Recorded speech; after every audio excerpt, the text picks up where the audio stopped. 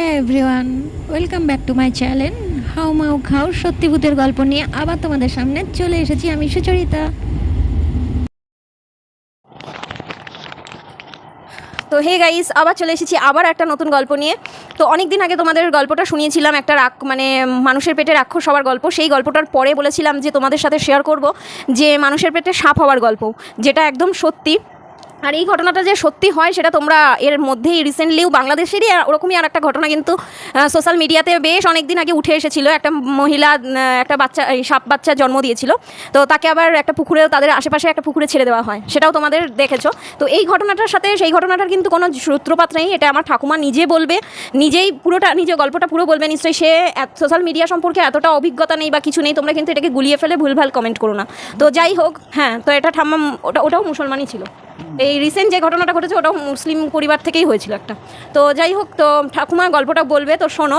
যাদের ইচ্ছা হবে শুনবে, যাদের ইচ্ছা হবে না শুনবে না, জোর করার কিছু নেই। তো আশা করি তোমাদের ভালো লাগবে। আর লাইক কমেন্ট শেয়ার তো করতে অবশ্যই ভুলবে না। ইনস্টাগ্রামে গিয়ে একটুখানি ফলো করে দাও, আর আমার ফেসবুক পেজে গিয়েও একটু ফলো করে দাও। তোমাদের সামনে কিন্তু ভিডিওগুলো আসতে চলেছে খুব দ্রুত। তো চলো ঠাম্মার কাছে শুনে নিই যে মানুষের পেটে সাপ হয়ে যাওয়ার ঘটনা। ওটাও কি বাংলাদেশের? তো বাংলাদেশের, হ্যাঁ। তো বলো এবার তোমাদের। আমাকে বাড়ির পাশে হ্যাঁ। মুসলমান বাড়ি। সে বাড়ির পাশে ছিল মুসলিম বাড়ি? মুসলিম, আমরা মুসলমানের মধ্যে ছিলাম, তো চারিদিকে মুসলমান আমাদের কেন বাড়ি ছিল। মুসলমানের মধ্যে ছিল কেন? ও মা, দেশে বাড়ি সে আগেরতে ছিল, তারপর তো সব উঠে উঠে চলে এসেছে। তারপরে উঠে চলে এসেছে।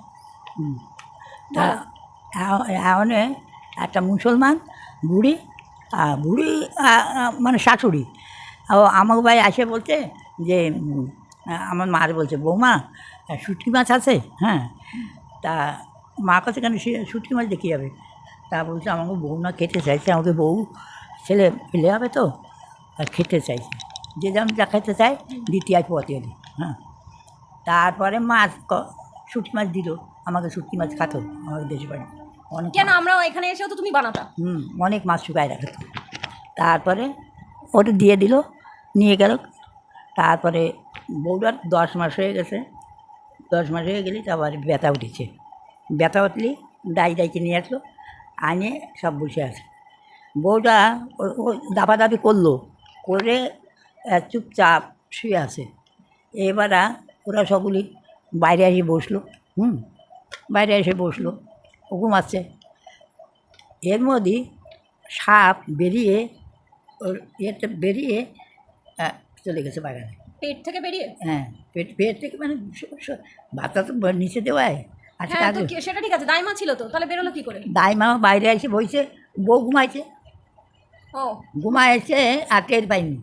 ও ও তো সাপ তো পিছলে, ও বেরিয়ে চলে গেছে। তারপর দেখতে যে বৌমা, বউ ওঠে না, যে দেখ বউ আবার অজ্ঞান হয়ে পড়ে আছে।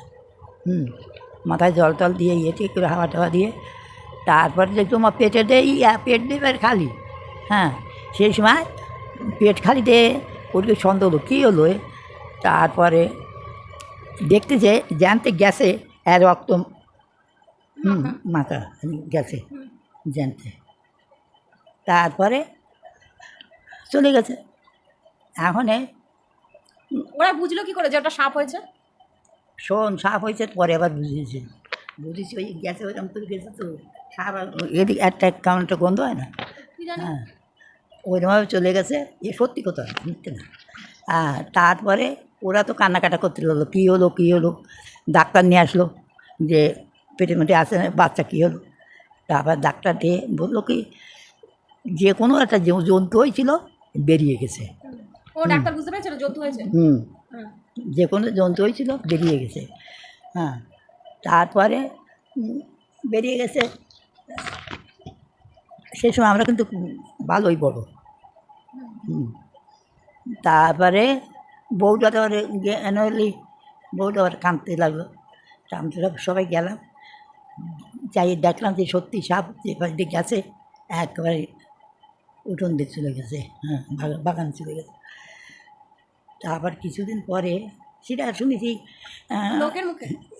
না, এই জিনিসটা হয়েছে আমরা যেমন ছোটো তখন দেখেছো? হ্যাঁ, আমরা দেখতে গেলাম, সাপ তো দেখলাম না, ওই তো সাপটা আর ফিরে আসেনি না। তারপরে শোন, তারপরে ওরা না বউর আবার ছেলে মেয়ে হলো, এটা শুনেছি আমার ঠাকুমার কাছে। বউটার ছেলে মেয়ে হলো, ওরা আনে বাগাবাগি করতেছে।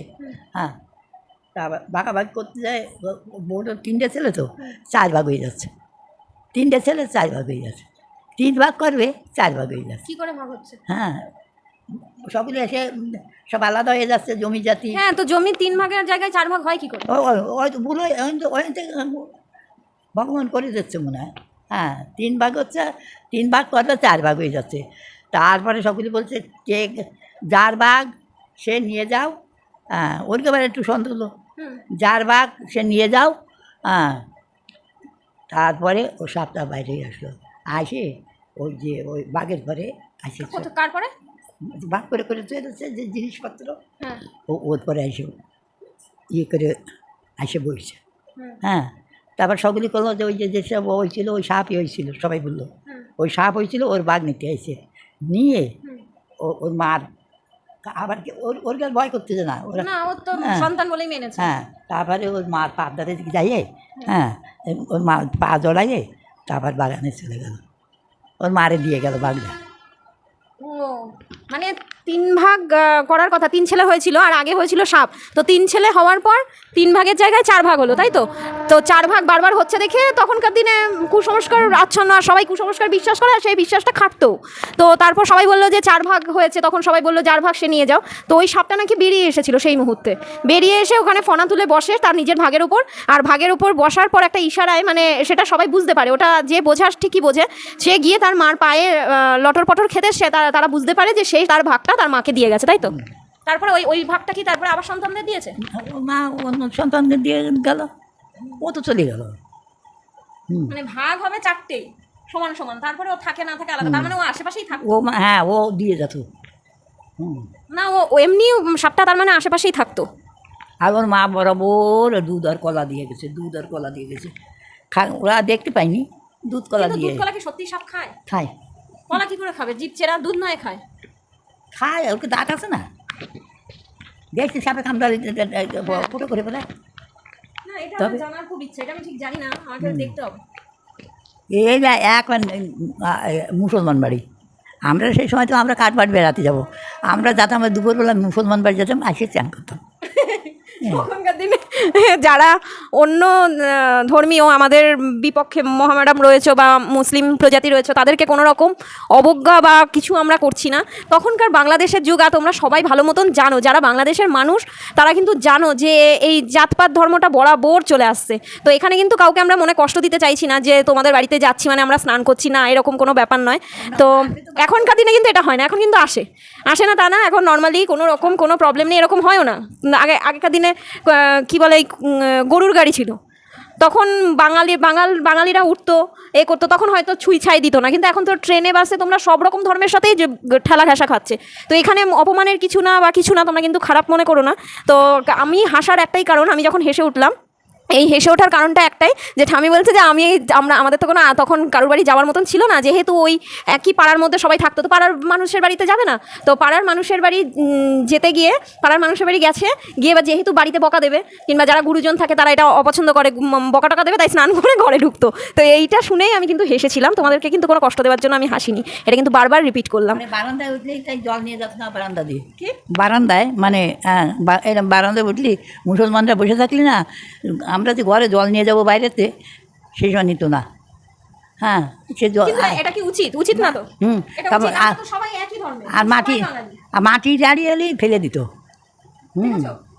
অত্যাচার অনেক করেছে, ওই জন্য মুসলমানরা এখন এরকম।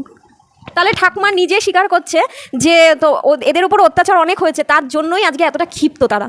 তো যাই হোক, তোমাদেরকে অসম্মান করে বা যারা দেখছো এরকম, তারা অসম্মানজনকভাবে নিও না, তোমাদের কাছে হাত জোর করছি।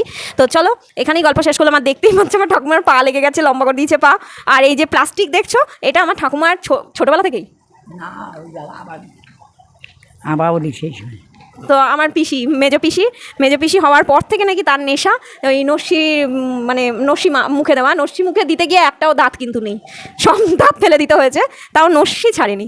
তো যাই হোক, নস্যি নিয়ে বসে আছে, তোমার এই ক্যামেরা অফ করবো, তারপরে নস্যি মুখে দেবে। তো চলো, টাটা, নেক্সট ব্লগ নিয়ে আবার তোমাদের সামনে হাজির হচ্ছি। আর ঠাকুমার অনেক ভালো ভালো গল্প শোনার জন্য কিন্তু রেডি থাকো সবাই। তবে হ্যাঁ, আমি একদিন বলবো যে দাদুর সাথে কীভাবে আলাপ টালাপ, এই গল্পগুলো একদিন বলো।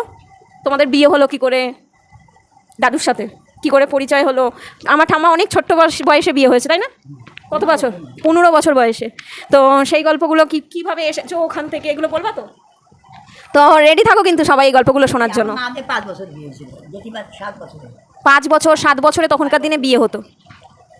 তো চলো টাটা, নেক্সট ব্লগ নিয়ে আবার আসছি।